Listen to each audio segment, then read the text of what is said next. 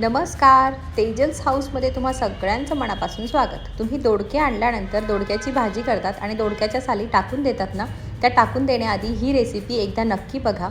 सगळ्यात आधी मी दोडके स्वच्छ धुवून पुसून दोडक्याच्या साली काढून घेतल्या. तव्यावर शेंगदाणे भाजून घेतले. मिक्सरच्या भांड्यात कोथिंबीर, 4 ते 5 लसणाच्या पाकळ्या, भाजलेले शेंगदाणे घेतले.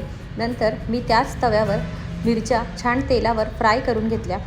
या कमी तिखट असतात. आपल्या मिरच्या परतून होतील तोवर मी इथे मिक्सरच्या भांड्यात दोडक्याच्या साली ॲड केल्या, फ्राय झालेल्या मिरच्या ॲड केल्या, चवीनुसार मीठ ॲड करून याची जाडसर पेस्ट आपल्याला मिक्सरमध्ये करून घ्यायची आहे. तव्यावर मी तेल घातलं, जिरं घातलं. जिरं छान तडतडलं की जी आपण पेस्ट मिक्सरला वाटून घेतली होती ती ॲड करायची. म्हणजेच आपला इथे ठेचा दोडक्याचा रेडी होईल. मस्त असा खरपूस होईपर्यंत आपल्याला भाजून घ्यायचा आहे आणि हा भाजलेला ठेचा आपल्याला एका बाउलमध्ये सर्व करून घ्यायचा आहे. मस्त टम्म फुगलेली पोळी, गाजर, कांदा, लिंबू हे एका प्लेटमध्ये सर्व करून घेते.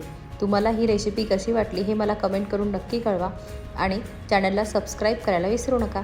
थँक्यू. बाय.